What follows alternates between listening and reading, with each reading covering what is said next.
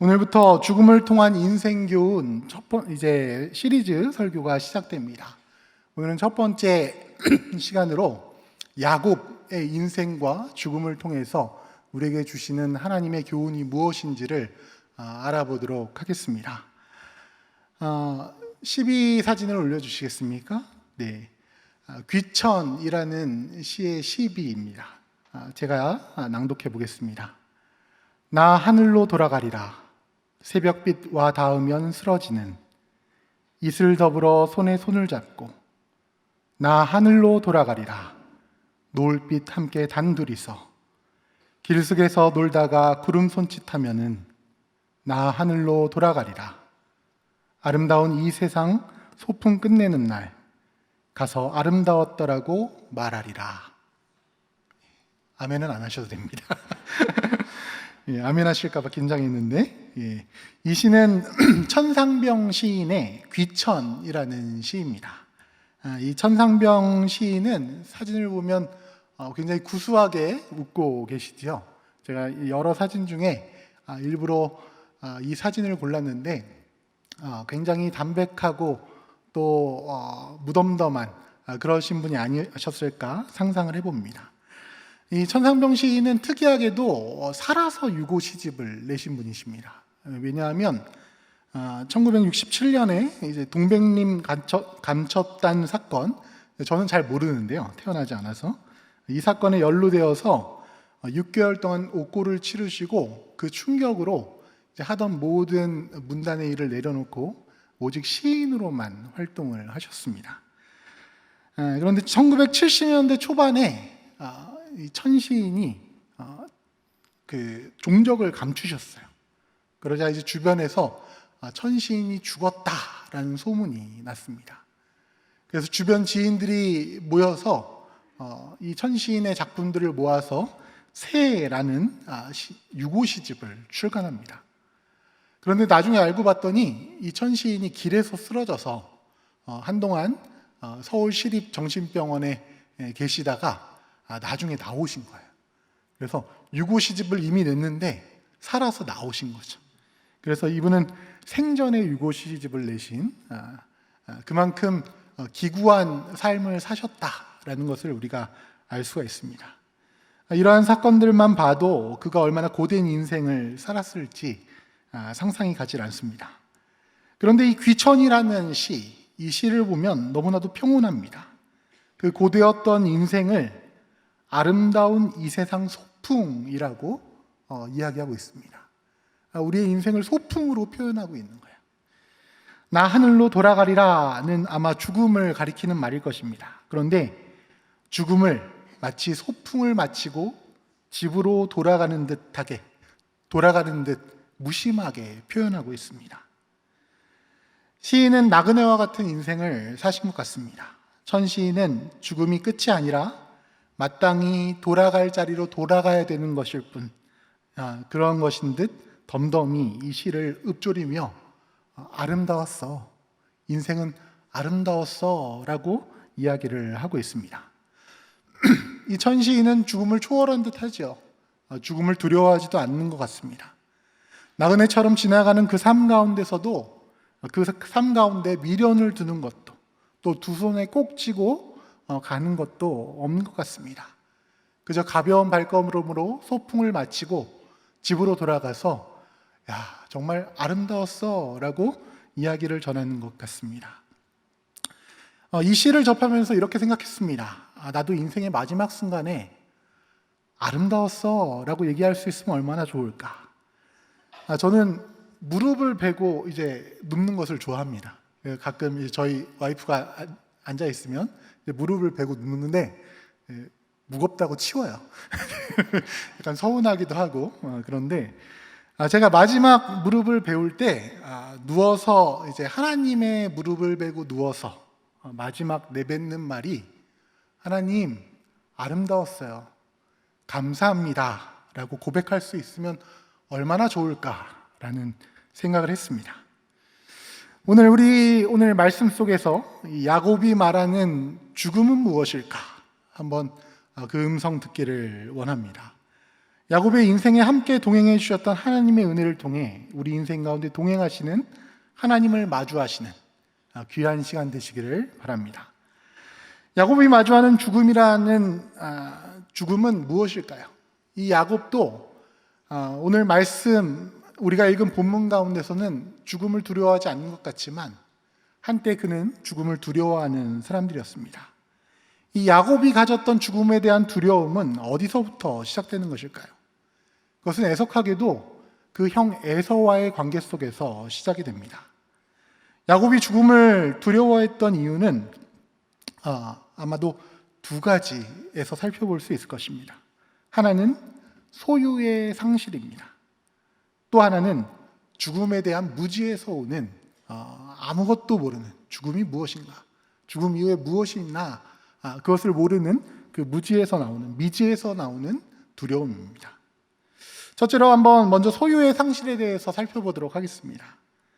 우리가 죽음을 두려워하는 이유는 무엇인가요? 먼저 잃어버리는 것에 대한 두려움입니다. 내가 가진 것, 내가 지금 죽으면 내 가족, 내가 가진 물질들, 또 내가 향유해야 될 많은 삶들을 상실하는 것에 대한 두려움을 가지고 있는 것이죠. 우리는 죽음 앞에 소유를 상실하는 것에 대한 두려움을 마주하게 됩니다. 다른 일에 있어서도 마찬가지지만 평생 소유하려는 본능을 가지고 살아온 우리들이 죽음을 마주하게 되었을 때 모든 것을 잃어버리게 될 고통을 맞이할 자신이 없는 것이죠. 이 야곱의 인생을 보면 인간의 모습이 어떤지, 인간의 본성이 어떤지를 잘 살펴볼 수 있습니다. 야곱의 인생을 좋게 해석하면 하나님의 복을 간절히 갈구한 사람, 갈급히 찾은 사람, 사모한 사람이라고 평가할 수도 있겠지만 야곱은 강한 소유욕을 가진 사람이었습니다. 창세기 25장 22절, 26절 말씀을 보면 그 아들들이 그의 태 속에서 서로 싸우는지라. 26절 말씀에 후에 나온 아우는 손으로 에서의 발꿈치를 잡았으므로 그 이름을 야곱이라 하였으며 라고 하고 있습니다. 이 야곱은 태어날 때부터 형제의 발꿈치를 잡고 태어났고 태중에 형제와 싸웠습니다. 내가 먼저 나갈 거야. 내가 엄마의 사랑을 독차지할 거야.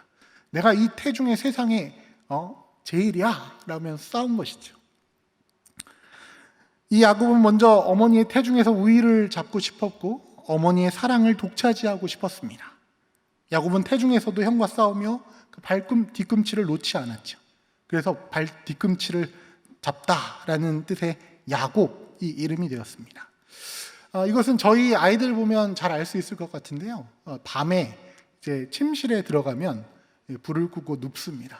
저희는 아이가 셋인데 첫째가 엄마의 오른편, 둘째가 엄마의 왼편, 그리고 셋째가 엄마의 배 위에 눕습니다.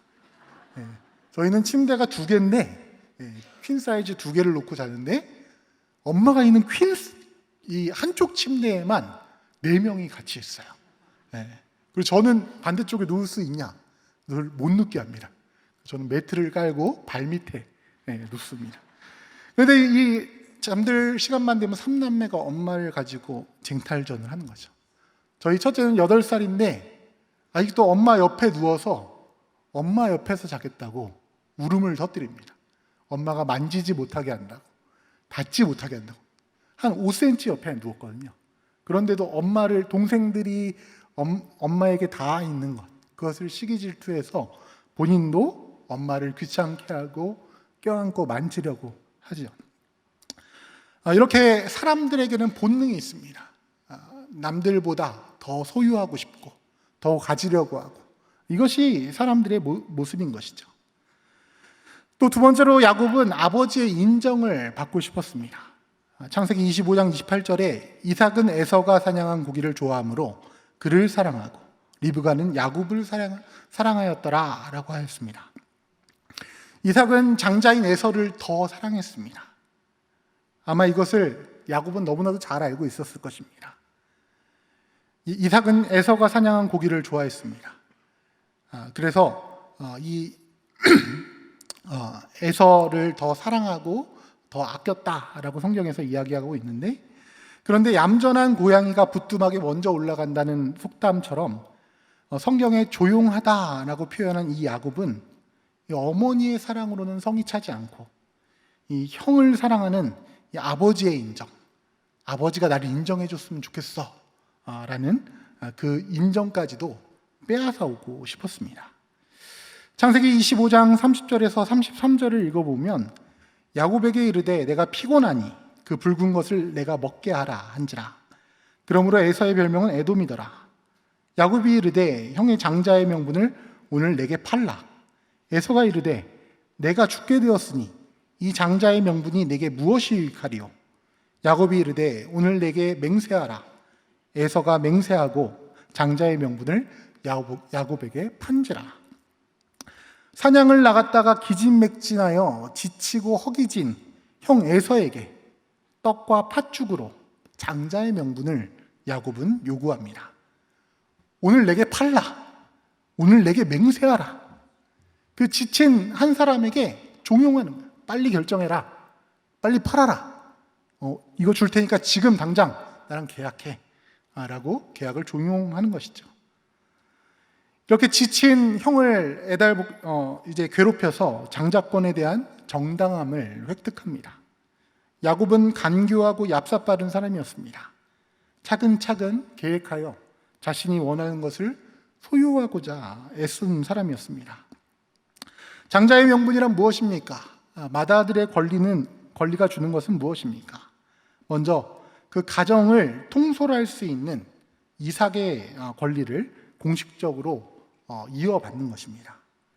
둘째로는 아버지 사후에 두 배의 유산을 상속받을 권리를 얻는 것이죠. 마지막으로 하나님이 주신 권리는 가나안 땅과 후손에 대한 언약 승계, 아브라함에게 약속하셨던, 이삭에게 약속하셨던 그 가나안 땅과 후손에 대한 언약을 승계하는 것입니다. 또 가정의 제사장으로서의 직분을 수행하는 영적 특권을 얻는 것이죠. 그런데 야곱이 여기까지 생각했는지는 이때는 잘 모르겠습니다. 그러나 결국 이 야곱은 아버지를 속여서 축복을 가로챕니다. 야곱은 죽음을 앞두고 시력이 약해진 아버지를 속이지요. 야곱의 이름과 그 자음이 똑같은 단어가 바로 속이다라는 단어입니다. 그래서 혹여 야곱을 속이는 자라고 일컫기도 하죠. 이 야곱은 어머니가 만든 별미와 떡을 들고 아버지에게로 가 뻔뻔한 거짓말로 죄책감조차 느끼지 못하고 장자의 축복을 가로챕니다. 야곱은 왜 이렇게 하면서 이런 방법으로 형의 권리를 빼앗아 오려 했을까요? 인생의 주도권이 자기에게 있었기 때문입니다. 하나님의 복을 차지하고 싶은 소유욕은 있었지만 하나님이 함께 하신다라는 믿음은 아직 여의치 않았습니다. 그런데 결국 장자권, 이 아버지의 축복을 가로챈 야곱에게 찾아온 것은 무엇이었을까요? 기쁨이었을까요? 정말 하나님의 복이었을까요? 당장 찾아온 것은 무엇이었습니까? 형의 원한으로 인한 죽음의 위협이었습니다. 야곱은 이때부터 죽음을 두려워하기 시작합니다. 많은 것을 가지려 했고 실제로 많은 것을 소유했는데 그 소유욕 때문에 형이 이 동생 야곱을 죽이려 위협하기 시작한 것입니다. 창세기 27장 41절에 42절입니다. 그의 아버지가 야곱에게 축복한 그 축복으로 말미암아 에서가 야곱을 미워하여 심중에 이르기를 아버지를 곡할 때가 가까웠은즉 내가 내 아우 야곱을 죽이리라 하였더니 맏아들 에서의 이 말이 리브가에게 들림에 이에 사람을 보내어 작은 아들 야곱을 불러 그에게 이르되 내 형 에서가 너를 죽여 그 한을 풀려 하니라고 합니다. 이 순간 야곱에게 죽음이란 무엇입니까? 모든 것을 상실케 할, 모든 소유를 잃어버리게 할 만한 큰 위협입니다. 인생 일대의 위협입니다. 태어날 때부터 어머니의 사랑을 독차지하고 아버지의 인정을 빼앗고 장자권까지도 빼앗았던 이 야곱이 죽음이라는 이름을 꺼내들고 위협하는 이 형 앞에서, 그 죽음 앞에서 이제 두려워 떨기 시작한 것입니다. 그래서 결국 야곱은 죽음의 위협을 피해 외삼촌 라반의 집으로 향하게 되죠. 창세기 32장 6절에서 7절과 11절 말씀을 보겠습니다. 사자들이 야곱에게 돌아와 이르되 우리가 주인의 형 에서에게 이른즉 그가 400명을 거느리고 주인을 만나려고 오더이다. 야곱이 심히 두렵고 답답하여 자기와 함께한 동행자와 양과 소와 낙타를 두 떼로 나누고 내가 주께 간구하오니 내 형의 손에서 에서의 손에서 나를 건져내옵소서. 내가 그를 두려워함은 그가 와서 나와 내 처자들을 칠까 겁이 나기 때문이니이다. 야곱의 두려움이 얼마나 컸는지 외삼촌 라반의 집에서 12명의 아들을 낳고 큰 무리를 이끌고 큰 재산을 얻은 이후에도 다시 형에게 돌아갈 때 그 죽음에 대한 두려움을 떨치지 못했습니다. 야곱은 더 많은 소유를 가지고 돌아가야 했는데 떼를 나누어 거리를 두게 하고 노심초사하며 형 에서에게로 나아갔습니다. 에서가 자신과 자신의 가족의 생명을 해하면 어떻게 하나? 내 소유를 잃어버리면 어떻게 하나? 두려움을 내비칠 수밖에 없었던 것이죠. 이렇게 야곱은 자기의 젊은 시절 긴 시간 동안 죽음을 두려워하며 살 수밖에 없었습니다. 여기에서 또 한 가지 두려움이 발생합니다. 바로 미지에 대한 두려움입니다. 이 두려움은 내가 경험하지 못했기 때문에, 죽음이 무엇인지 모르기 때문에 오는 두려움이죠. 죽음 이후의 삶을 알지 못하기 때문입니다. 아직도 이 야곱은 자신의 사명이 무엇인지, 하나님이 나에게 주신 이 장자권과 이 복을 통해서 나를 어떻게 사용하실지에 대한 확신을 가지고 있지 못합니다. 그래서 죽음 이후에 어떤 일이 생길지, 죽음이란 게 무엇일지, 자신의 삶에 어떤 인생에 영향을 미칠지 알지 못하는 것이죠. 그런데 하나님께서는 죽음 앞에서나 우리 인생 가운데서나 우리를 막연한 죽음 두려움 가운데 두지 않으십니다. 우리는 항상 하나님의 선하신 계획 가운데 있다는 것을 기억해야 합니다. 죽음을 두려워하는 야곱 앞에 나타나신 하나님은 어떤 분이십니까?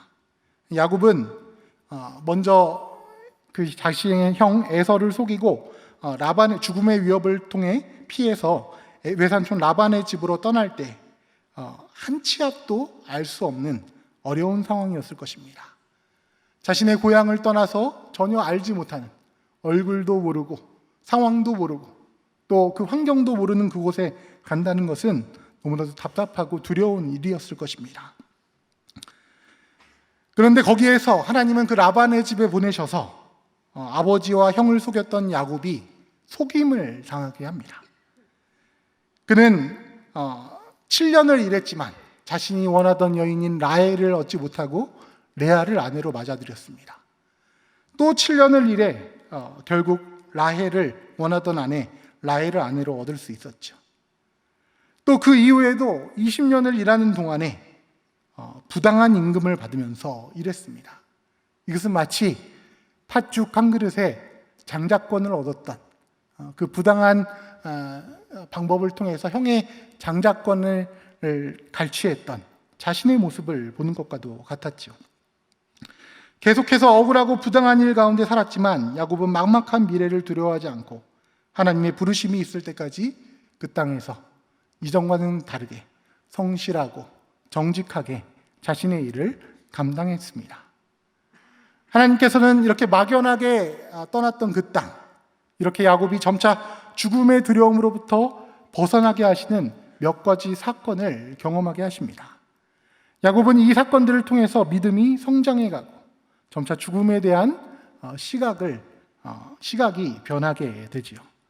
먼저는 베델에서 있었던 사건입니다. 야곱이 외삼촌 라반의 집으로 도망치다가 잠들어서 천사가 하늘에 닿는 사닥다리를 오르락내리락 하는 것을 꿈에서 봅니다. 그리고 하나님이 야곱에게 말씀하십니다. 창세기 28장 13절에서 16절 말씀입니다. 또 본즉 여호와께서 그 위에 서서 이르시되 나는 여호와니 너의 조부 아브라함의 하나님이요 이삭의 하나님이라. 내가 누워있는 땅을 내가 너와 네 자손에게 주리니 네 자손이 땅의 티끌같이 되어 내가 서쪽과 동쪽과 북쪽과 남쪽으로 퍼져나갈지며 땅의 모든 족속이 너와 네 자손으로 말미암아 복을 받으리라. 내가 너와 함께 있어. 내가 어디로 가든지 너를 지키며 너를 이끌어 이 땅으로 돌아오게 할지라. 내가 네게 허락한 것을 다 이루기까지 너를 떠나지 아니하리라 하신지라. 야곱이 잠이 깨어 이르되 여호와께서 과연 여기 계시거늘 내가 알지 못하였도다. 야곱은 베델에서 이 사건을 통해서, 야곱의 사닥다리 사건을 통해서 자신의 삶 속에서 언제나 함께 하셨던, 또 함께 하시는, 또 앞으로도 함께 하실 하나님을 만납니다. 자신은 세상적 욕심을 채우기 위해 살아갔지만 이제는 언제나 동행하시는 하나님을 기억하며 매 순간 하나님의 백성으로 살아가기를 원하신다는 것을, 바라신다는 것을 깨닫게 된 것입니다. 요한복음에는 이렇게 말합니다. 또 이르시되 진실로 진실로 너에게 이르노니 하늘이 열리고 하나님의 사자들이 인자 위에 오르락내리락 하는 것을 보리라 하시니라. 우리는 이와 같이 예수 그리스도와 함께 이 시대의 나그네의 삶을 살아가는 사람들입니다. 우리도 예수의 이름을 부르며 살아갈 때 야곱과 같이 하나님이 우리와 함께 하심을 깨닫고 또 하나님이 우리와 함께 하심에 합당한 삶을 살기 위해서 애써야 할 것입니다. 두 번째로는 형 에서에게 돌아가는 길에 이제 야복강가에서 하나님과 씨름하는 사건입니다. 야곱은 죽음의 두려움 앞에서 하나님을 끝까지 붙잡았습니다. 그의 인생에는 하나님을 끝까지 붙잡아야 했던 수많은 문제들이 있었습니다. 우리도 수많은 문제를 가지고 하나님을 끝까지 붙잡고 씨름하지 않습니까? 야곱은 죽음 앞에, 두려움 앞에서, 그 죽음의 두려움 앞에서 하나님을 끝까지 붙잡았습니다. 그리고 하나님은 야곱에게 하나님과 싸워 이겼다라는 이스라엘이라는 이름을 주십니다. 즉 하나님의 백성의 이름, 하나님의 백성으로 부름을 받는 것입니다. 로마서 14장 8절 말씀은 우리가 살아도 주를 위하여 살고 죽어도 주를 위하여 죽나니 그러므로 사나 죽으나 우리가 주의 것이로다 라고 합니다. 이제 야곱은 사나 죽으나 주의 것이 된 것입니다. 그러므로 우리는 죽음을 두려워할 필요가 없습니다. 오랜 세월이 지나 애굽에 들어간 지도 이제 야곱은 17년이라는 세월이 지나가고 있습니다. 야곱이 애굽의 왕을 만났을 때 이제 147세였습니다. 애굽 왕 앞에 섰을 때 야곱은 그 오랜 세월이 지나 이제 애굽에서 17년의 세월을 보내고 이제 죽음을 눈앞에 두고 있습니다. 야곱에게 죽음이란 무엇이었을까요? 베델에서 자신을 만나주신, 언제나 함께 하시는, 태초부터 자신과 함께 하신 그 하나님을 만나고 또 야복강가에서 나의 인생 매 순간 나와 씨름하여 주시고 그 인생의 문제를 해결해 주시며 나를 하나님의 백성으로 불러주신 그 하나님을 만났던 이 야곱에게 죽음에 대한 두려움은 어떻게 변했을까요? 첫 번째로 야곱에게 죽음은 하나님 나라의 백성의 삶을 준비하게 하시는 하나님의 능력이었습니다. 야곱은 죽음을 눈앞에 두고 차분히 자기의 일을 감당합니다. 조용하지만 약삭 빠르고 강교한 야곱의 모습이 아니라 하나님을 만났던 그 은혜의 시간들을 조용히 기억해 나가며 이제 자신의 죽음을 차분히 준비합니다. 창세기 49장 28절에서 이들은 이스라엘의 12지파라 이와 같이 그들의 아버지가 그들에게 말하고 그들에게 축복하였으니 곧 그들 각 사람의 분량대로 축복하였더라라고 이야기합니다. 이 운동선수들이 운동을 열심히 하시죠. 그런데 그 운동을 하는데 어떤 대회의 날짜가 정해지지도 않고 또 그 경기가 끝나는 시간이 정해지지도 않으면 아무리 체력이 좋고 실력이 좋은 운동선수들도 제 실력을 발휘할 수가 없을 것입니다. 자신의 일을 끝까지 해낼 수가 없을 것입니다. 그 운동선수들은 정해진 시간이 있기 때문에 또 정해진 일정이 있기 때문에 그것을 위해 자기의 몸을 열심히 준비하고 성실히 운동하여서 그 대회 일정에 맞춰서 또 그 경기 시간에 맞춰서 자신의 실력을 최대한 발휘하고 또 최고의 성적을 거두기 위해 노력하는 것입니다. 우리들도 마찬가지입니다. 죽음이란 것은 우리의 인생 가운데 더 잘 살게 해주시는 하나님이 주신 귀한 시간입니다. 야곱은 오늘 12지파를 가르칩니다. 12지파를 축복합니다.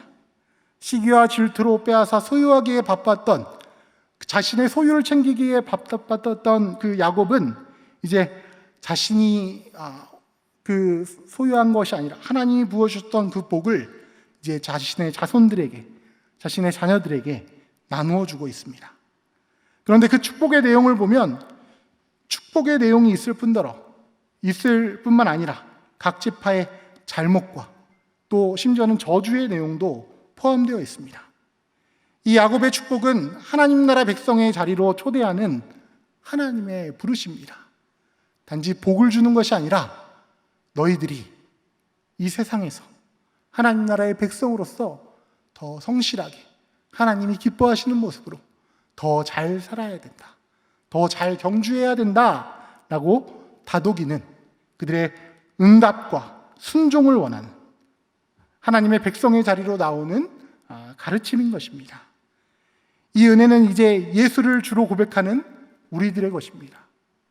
우리들은 이 땅에 우리를 위하여 오신 예수 그리스도를 우리의 구주로 고백하며 그 예수 그리스도 안에서 우리에게 주신 복음 안에서 우리 인생의 경주를, 죽음을 두려워하지 말고 그 죽음까지 하나님께서 우리에게 허락하여 주신 이 인생 가운데 열심히 우리의 삶을 살아낼 수 있어야 될 것입니다. 죽음이라는 것은 현재를 더 잘 살게 하는 하나님이 주신 선물입니다. 요즘 TV 프로에 보면 최강 야구라는 TV 프로가 있습니다.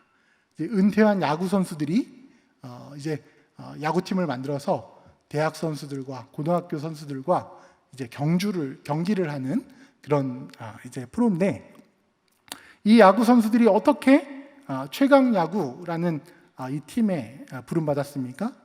선수 시절에 열심히 했기 때문입니다.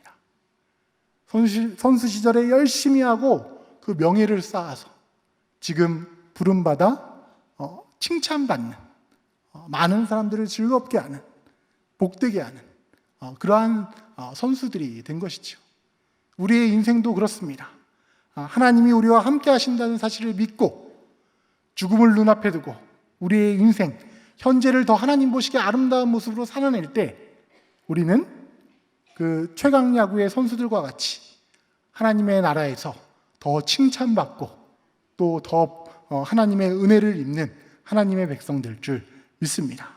그래서 우리는 천국 환송 예배를 드립니다. 하나님께서 우리를 맞아주시고 환영해 주시는 시간입니다.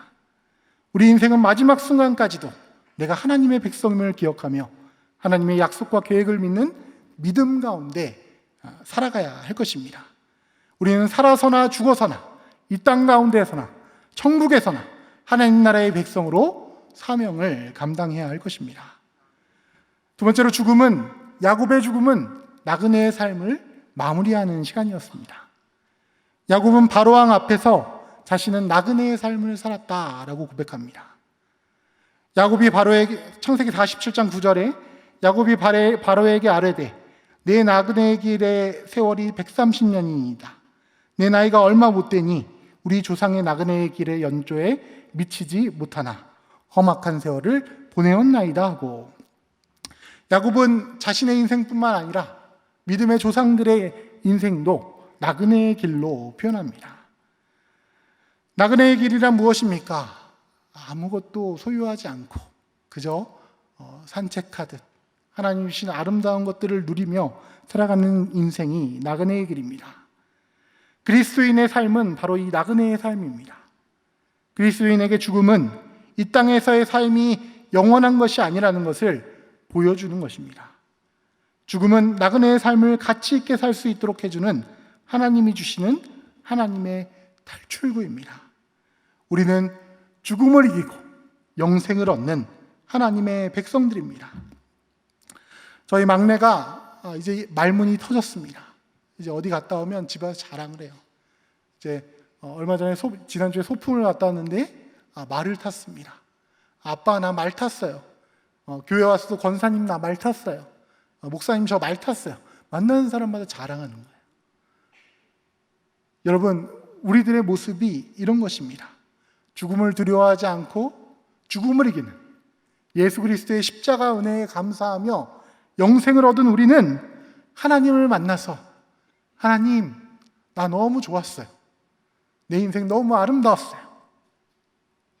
하나님, 나 너무 행복했습니다. 감사합니다. 라고 고백할 수 있는 것이 우리 그리스도인들이 고백할 수 있는 최고의 고백일 것입니다. 성숙한 신앙, 나그네의 신앙은 이 어린아이와 같이 하나님 앞에 나아가 하나님 너무 좋았습니다. 라고 고백하는 하나님의 은혜인 줄 믿습니다. 죽음을 믿는 자들의 죽음은 믿는 자들의 현재를 하나님 보시기에 더 아름답게 만드는 하나님의 능력입니다. 야곱은 젊은 시절에는 소유하기 위해서 애썼었지만 이제 베델에서 만난 자신과 함께 하시는 하나님, 또 자신의 인생의 모든 문제 가운데 씨름해 주시는 하나님과 동행하며 그 모든 소유를 내려놓고 하나님과 동행하며 나그네의 삶을 살고 또 하나님의 백성으로 준비되는 삶을 살았습니다. 그러한 삶을 살고자 할 때 하나님은 우리를 천국 백성으로 불러주시고 또 죽음이 우리를 막지 못하고 세상에서의 삶도 하나님의 백성이요 또 죽음 이후의 삶도 하나님의 백성의 삶으로 영생을 누리게 하여 주실 줄 믿습니다. 돌아갈 곳이 있다는 것은 얼마나 좋은 일입니까? 하나님 나라의 자녀로 돌아갈 곳이 있다는 것은 감사한 일입니다.